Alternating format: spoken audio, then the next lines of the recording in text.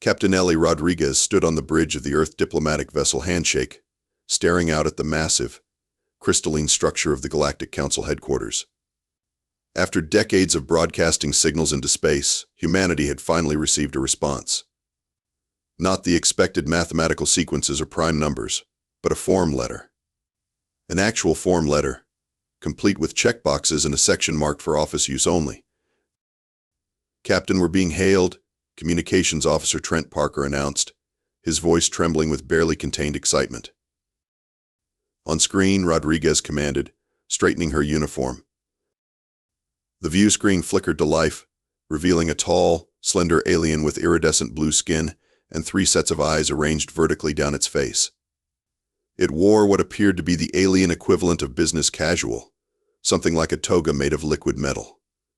"Greetings, Earth representatives. I am Vex'lor Pim, Junior Administrative Assistant to the Deputy Subcommittee for Pre-FTL Curiosity Species." The alien's tone was the universal sound of bureaucratic boredom. "We have received your 17,842 broadcasts of mathematical sequences, music, and what I can only assume are primitive mating rituals." Parker leaned over and whispered, "I think it means reality TV shows." Rodriguez stepped forward. "On behalf of Earth and all humanity, we are honored to make first contact with the galactic community." Vex'lor Pim blinked its 6 eyes in a cascading pattern that suggested it was suppressing a yawn. "Yes, well, that's very nice. I've been authorized to inform you that your species has been categorized as pre-FTL curiosity, classification C7, which means you're technologically advanced enough to notice us, but not important enough for actual membership." I see, Rodriguez managed, thrown off by the dismissive response. "And what would it take for humanity to join this Galactic Council?" Vex'lor consulted a floating holographic tablet.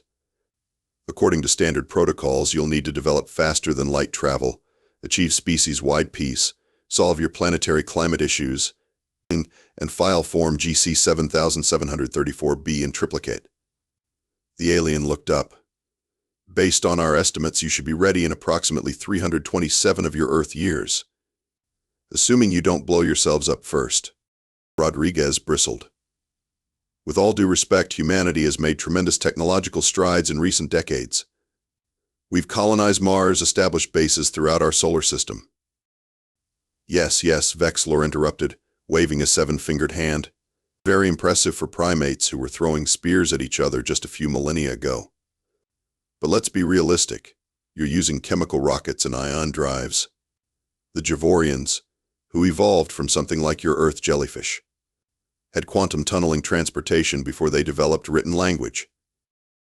"We're quick learners," Rodriguez insisted. "They all say that," Vex'lor replied with a patronizing smile. "I'll tell you what. I'll put you on our mailing list for the Emerging Species newsletter. It comes out once every solar cycle and has excellent tips for developing civilizations. The puzzle section is particularly popular." Rodriguez opened her mouth to object, but Vex'lor was already tapping at its tablet. "Now, if you'll excuse me, I have 17 other pre-FTL species to process today. The Fluvian slug people have just discovered radio waves and they're very excited about it." Vex'lor paused, then added, "I've sent you a digital welcome packet. Do try not to cause any interstellar incidents. The paperwork is absolutely dreadful." The transmission ended, leaving Rodriguez and her crew staring at the empty screen. "Well," Parker said after a moment of stunned silence, "that could have gone better." Rodriguez's jaw tightened. "Get me a direct line to Earth. It's time to call in our secret weapon."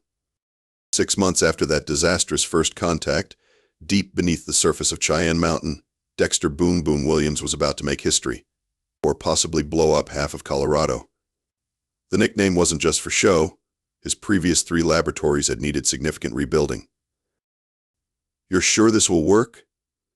General Laura Hayes asked, eyeing the contraption with obvious skepticism. The device in question looked like someone had taken apart a particle accelerator, a nuclear reactor, and a 1950s pinball machine, then reassembled them while blindfolded. Duct tape featured prominently. Define work, Williams replied, not looking up from his calculations. Will it generate a quantum rubber band effect by stretching spacetime until it snaps back on itself, creating a controllable wormhole? Probably. Will it explode? Also possible. Science is about embracing uncertainty, General. Hayes pinched the bridge of her nose. That's not as reassuring as you think it is, Doctor. Williams grinned, his wild red hair seeming to stand even more on end with excitement. Conventional FTL research has been focusing on warping space or creating bubbles of altered physics. But those approaches take massive energy. My theory is simpler. We just need to find the cosmic loopholes. He tapped his tablet, bringing up a holographic display that looked like a tangled ball of yarn. Space-time isn't smooth. It's full of quantum-level wrinkles. If we can grab those wrinkles just right and give them a good snap. He made a twanging motion with his fingers. Like a cosmic rubber band, Hayes said. Exactly. Hence the name, quantum rubber banding. The math checks out mostly. The General sighed. Rodriguez tells me the Galactic Council thinks we're centuries away from FTL travel. Williams snorted. Yeah, because they're following the rulebook. Humanity's superpower has always been our ability to look at the rulebook and go, nah, there's got to be a shortcut. And you found one? Hayes asked. I found 17, Williams corrected, but this one has the lowest probability of creating a black hole. Before Hayes could respond to that concerning statement, Williams flipped a series of switches. The machine hummed to life, emitting a blue glow that shouldn't have been possible according to several laws of physics. Now we start small, Williams explained. This unmanned probe will attempt a micro-jump of just 1 light minute. If it works, he pressed a large red button labeled Yeet in marker pen. The probe disappeared with a sound like a giant rubber band snapping, leaving behind a faint smell of ozone and cinnamon. 73 seconds later, every monitor in the room lit up simultaneously. It worked, Williams shouted, pumping his fist. The probe arrived intact, collected data, and returned. Hayes leaned in to examine the readings. These energy signatures, they're unlike anything in our theoretical models. That's because we're not gently folding space or creating warp bubbles, Williams explained excitedly. We're basically giving physics a wedgie. It's messy, it's chaotic, but by God, it's fast. Within 2 weeks, the first human-piloted test flight successfully jumped to Mars and back in under 5 minutes. Within 2 months, Earth had a small fleet of FTL-capable ships using Williams' technology. The first of these ships, the S-Loophole, captained by Rodriguez herself, appeared without warning at the edge of Galactic Council space. The energy signature of its arrival set off every alarm in the sector and caused 3 different species to declare it a religious event. Vex'lor Pim, recently promoted to full administrative assistant after the retirement of his superior, was eating lunch when the alerts came in. He choked on his nutrient paste as he read the report. Impossible, he muttered, staring at the readings. They can't have developed FTL already. And certainly not, whatever this is. But the evidence was undeniable. Humans had not only achieved faster-than-light travel centuries ahead of schedule, they'd done it in the noisiest, most disruptive way possible. And they were just getting started. The emergency meeting of the Galactic Council Security Committee was called to order amid chaotic shouting, tentacle waving, and in the case of the gaseous Mebulon delegate, with alarmed color shifting. High Chancellor Zorn, a dignified reptilian with ceremonial platinum scales, slammed his gavel. Order. We will have order. The chamber gradually quieted. Now, Zorn continued, I understand there is considerable concern about the unexpected development of faster-than-light capabilities by the species known as humans. Ambassador Kroon Thal of the Arcturian Confederation rose from his hovering chair. With his towering frame and crystalline exoskeleton, he cut an imposing figure. Concern? High Chancellor, I would characterize it as alarm bordering on panic, Kroon Thal's resonant voice echoed. In the past 60 days, human vessels have been detected in 27 different sectors. Their method of FTL travel generates energy spikes that have disrupted sensitive equipment across 3 quadrants. The psionic network of the Telvari had to be completely rebooted after a human ship jumped too close to their meditation moon. Vex'lor Pim, now hastily promoted to Emergency Human Response Coordinator, cleared his throat nervously. If I may, the energy signatures are consistent with a form of quantum manipulation that our scientists had theorized but considered too unstable to actually implement.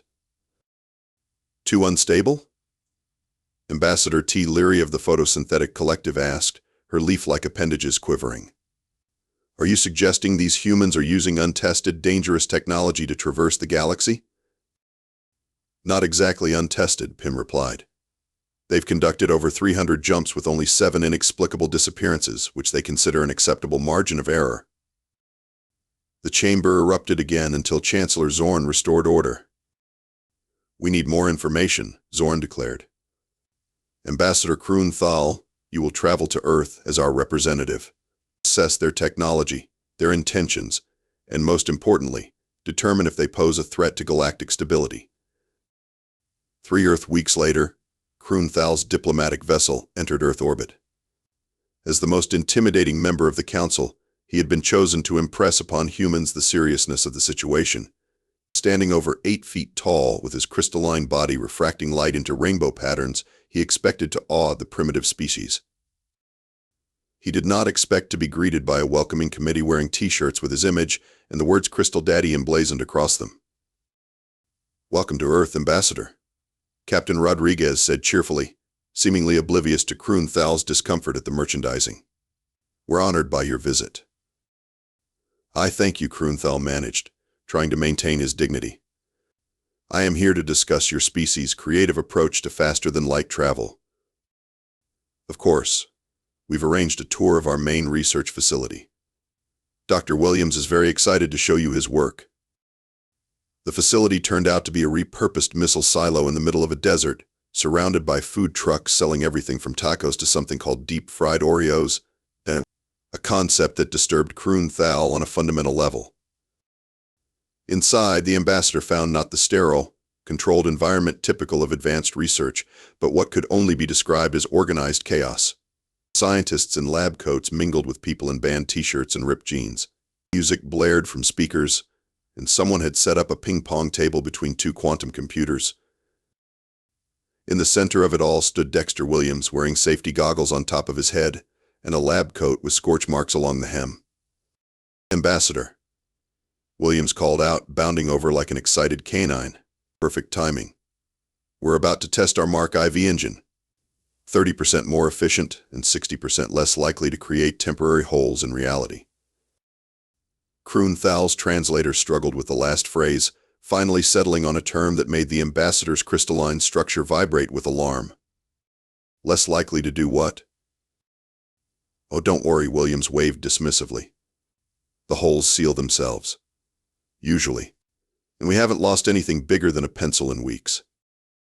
Before Kroon-Thal could process this disturbing information, Williams was dragging him toward a device that appeared to be held together by optimism and what humans called duct tape. This, Williams announced proudly, is our newest prototype. We've incorporated some principles from your standard Council drives, but with our own special twist. Kroon-Thal stared in horror.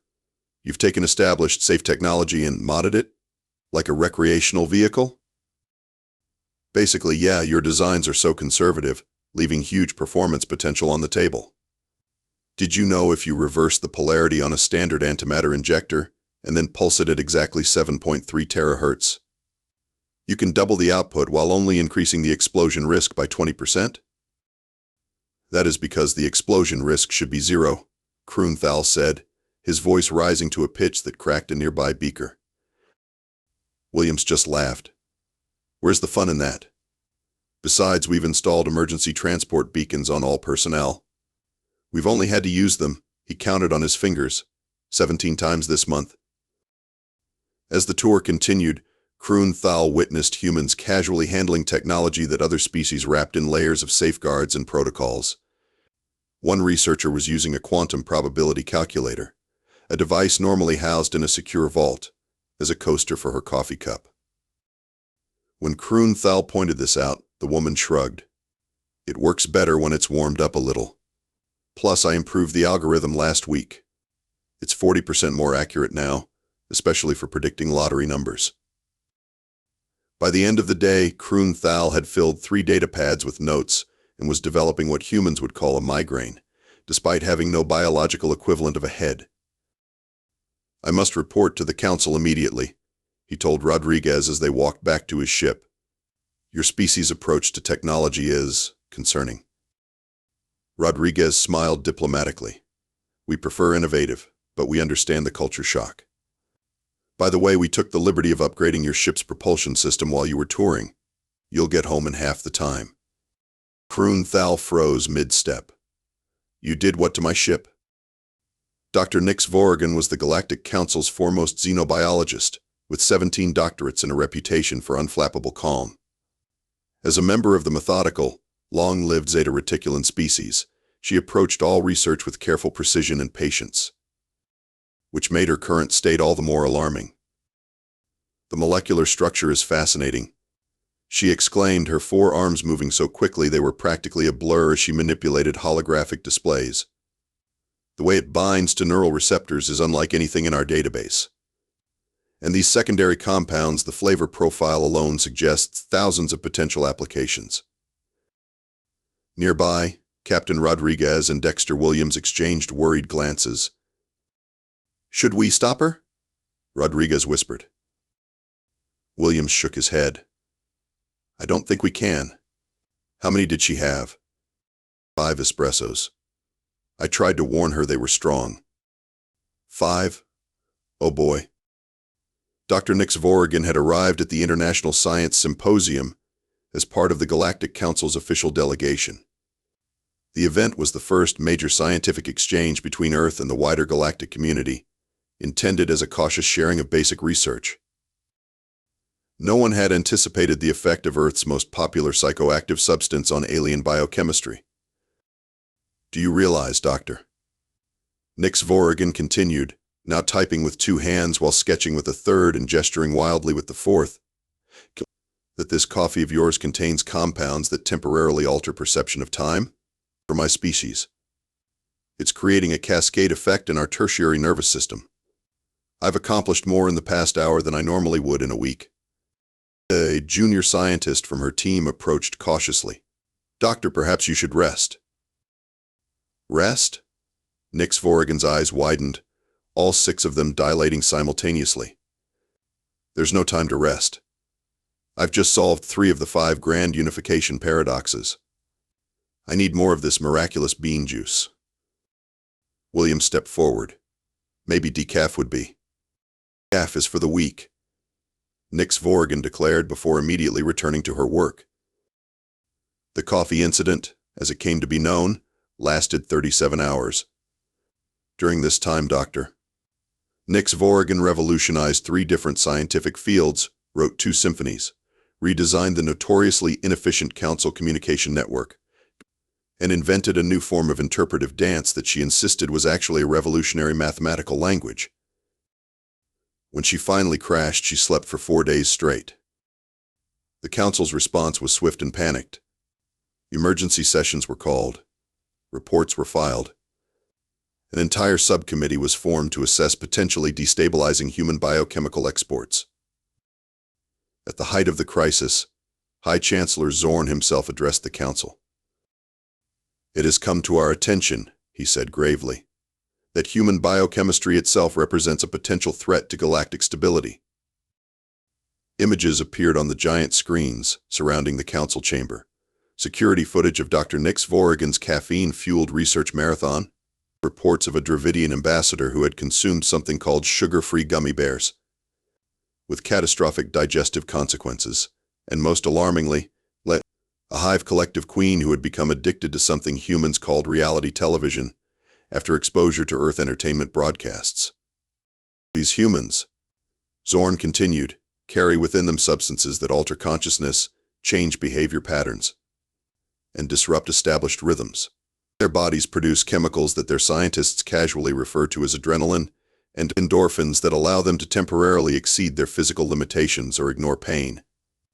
They voluntarily consume substances that alter their mental states for pleasure. The chamber filled with murmurs of shock and dismay. Ambassador Kroonthal rose to speak. High Chancellor, I have observed these humans firsthand. They don't merely tolerate chaos, they embrace it. They seek it out. Their entertainment, their science, even their mating practices all involve elements of unpredictability that any rational species would find disturbing. What do you propose? Asked T. Leary of the Photosynthetic Collective. Quarantine, Kroonthal replied grimly. Until we can fully understand the implications, Earth must be contained. Vex'lor Pim, now serving as the Council's reluctant human expert, cleared his throat nervously. With all due respect, Ambassador, I'm not sure that's practical. Humans are already establishing outposts throughout Council space. Their vessels appear seemingly at random due to their unusual FTL method. And they're eager to make friends. Friends? Zorn asked, suspicion in his voice. Yes, Pim confirmed. They keep organizing what they call cultural exchanges and mixers. They've started interspecies sports leagues and cooking classes. 3 different human corporations have submitted applications to franchise something called coffee shops on Council worlds. The chamber fell silent as the implications sank in. Then, Chancellor Zorn said gravely, we have no choice but to address this problem diplomatically. Summon the human representatives. The Galactic Council must speak with them directly. The Grand Chamber of the Galactic Council was designed to intimidate. Vast curved walls rose hundreds of meters to a ceiling that displayed a real-time holographic map of the galaxy. The delegates' platforms were arranged in concentric circles, with the most powerful and ancient species positioned closest to the center. The lighting was specifically calibrated to create dramatic shadows, and the acoustics ensured that the High Chancellor's voice would echo impressively. None of this seemed to impress Captain Ellie Rodriguez or Dexter Williams. In fact, Williams was taking selfies. Dr. Williams, High Chancellor Zorn's voice boomed across the chamber, this is a formal diplomatic session, not a tourist attraction. Williams lowered his phone with an unapologetic grin. Sorry, Chancellor. It's just not every day that a guy from Colorado gets to stand in an alien parliament. My Twitter followers are going to freak out. This is precisely the attitude we wish to discuss, Zorn said sternly. Humanity has shown a disturbing lack of reverence for galactic protocols and traditions. Rodriguez stepped forward. Unlike Williams in his rumpled lab coat with questionable stains, she was immaculately dressed in her formal diplomatic uniform. High Chancellor, members of the Council, we appreciate this opportunity to address any concerns. Earth is eager to become a responsible member of the galactic community. Ambassador Kroonthal's crystalline form shimmered with skepticism. Captain Rodriguez, in the past 6 months, human vessels have been detected in restricted space 7 times. Human technology has caused 16 significant disruptions to sensitive equipment. And human cultural exports have created what some are calling a chaos epidemic among impressionable species. Rodriguez maintained her diplomatic smile. We're still adapting to galactic norms, Ambassador. These are growing pains, not malicious actions. Growing pains? T. Leary of the Photosynthetic Collective's leaves rustled with agitation. Dr. Nix Vorrigan is still undergoing treatment for caffeine withdrawal. And she's filed 17 patent applications based on her caffeine-enhanced research, Williams pointed out. You're welcome, by the way. Zorn's reptilian eyes narrowed. Dr. Williams, your FTL technology in particular has been deemed hazardous. The energy signatures are unpredictable, disruptive, and frankly, alarming. Williams shrugged. It's a bit rough around the edges, sure, but it works. And it's getting better. The Mark V prototype only creates microfractures in reality now, and they heal up right away. Usually. Mostly. A collective gasp went through the chamber. This. Zorn pointed dramatically. This is precisely the problem. You treat fundamental forces of the universe with casual disregard. The Council demands that humanity immediately cease using this dangerous technology and adopt standard, approved FTL methods. Rodriguez and Williams exchanged glances. With all due respect, Chancellor Rodriguez replied, Standard FTL technology would require resources we don't have and infrastructure we haven't built. It would set Earth's expansion back by decades. That is not our concern, Kroonthal stated. Galactic safety must take precedence over human impatience. Williams stepped forward. Look, we get it. Our methods seem chaotic to you. But that chaos has advantages. We've already improved the efficiency of the quantum rubber band drive by 340% since our first prototype. At this rate, in 5 years, it'll be safer and faster than your approved methods. And in the meantime? Zorn asked. In the meantime, Rodriguez said smoothly, we propose a compromise. Earth will establish clear flight paths for our vessels and implement warning systems to alert nearby installations before a jump. In exchange, we offer our assistance in upgrading Council infrastructure to better withstand the energy fluctuations. The chamber erupted in muttered conversations. Upgrade our infrastructure? T. Leary asked, sounding both offended and intrigued. Williams has some ideas, Rodriguez confirmed. We've analyzed your public transmission networks, power distribution systems, and computational grids. With some relatively minor modifications, we could increase efficiency by at least 200%. Minor modifications? Kroonthal repeated suspiciously. Williams grinned. Nothing crazy. Just some tweaks to your quantum relays, a complete overhaul of your outdated plasma conduits, and maybe, if you're feeling adventurous, a little experiment with dimensional phase shifting for your data transmission. Dimensional phase shifting is theoretical, shouted a council scientist from the back. Not anymore, Williams replied cheerfully. I got it working last Tuesday. Only created one small parallel universe, and frankly, it's nicer than this one. They have better donuts. High Chancellor Zorn's scales had taken on a distinctly pale hue. The council will consider your proposal. Please wait outside while we deliberate. As Rodriguez and Williams were escorted from the chamber, the captain gave her engineer a sidelong glance. Better donuts?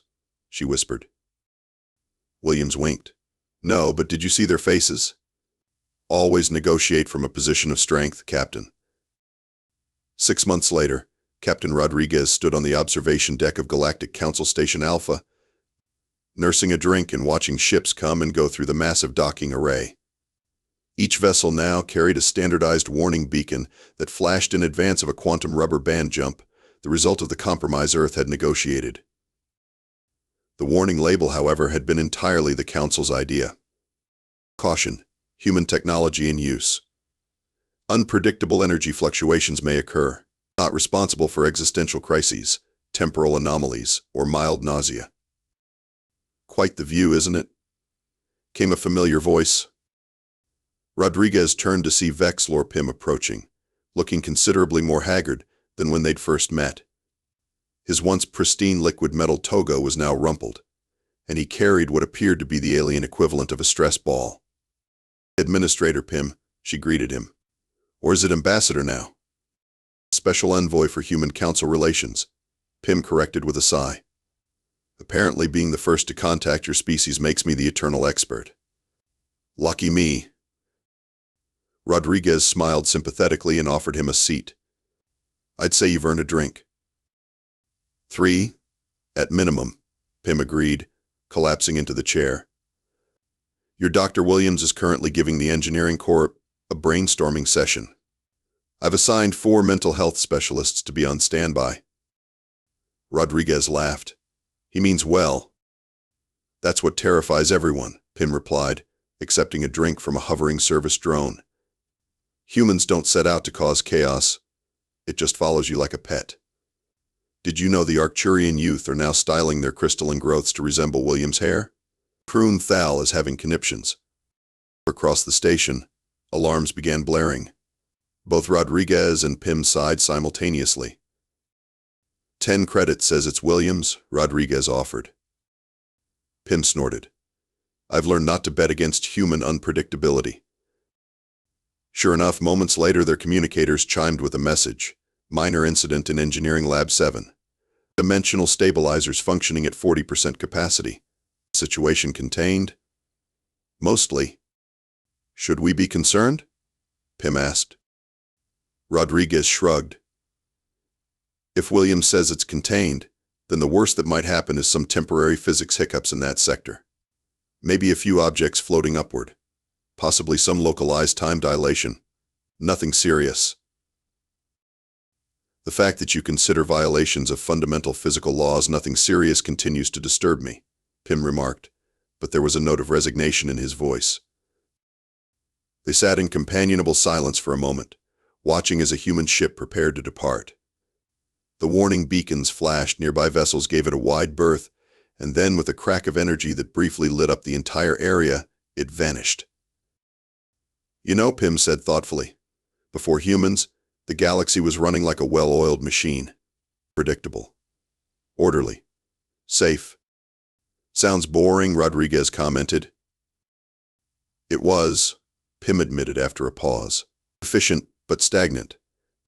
In the 6 months since your species began sharing your unique approach to physics, we've seen more technological advancement than in the previous 30 years combined. Rodriguez smiled. Chaos isn't always a bad thing. Sometimes it's exactly what you need to break through barriers. Perhaps, Pim conceded. Though I still think we should draw the line at allowing Williams to soup up the council chamber's gravitational stabilizers. At that moment, Williams himself bounded into the lounge, his lab coat singed at the edges and his hair even wilder than usual. Captain. Pim, you won't believe what we just discovered. If you reverse the polarity on a standard matter-antimatter reaction, and then introduce a quantum catalyst at precisely the right moment, then you can create a controlled cascade that multiplies energy output by a factor of 10. And the risk of catastrophic explosion? Pim asked wearily. Williams waved dismissively. Only about 30%. And we've got safety protocols. Let me guess, Rodriguez said. Emergency transport beacons? Even better. I've been working with the Mebulon engineers on a personal dimensional pocket that can contain up to 20 cubic meters of explosion.